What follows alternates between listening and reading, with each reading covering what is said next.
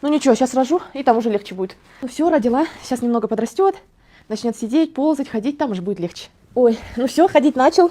Сейчас отдам в садик скоро, там уже будет легче. Ой, ну все, в следующем году уже в школу отдам, там уже будет легче. Ну все, школу-то закончили, теперь поступление в университет нас ждет. Ну ничего, если на грант поступит, нет, так нет, как-нибудь оплатим. Там уже точно будет легче. Дети выросли, закончили университет, сейчас на работу устроятся, там уже точно будет легче. Будут самостоятельные, сами для себя зарабатывать, да.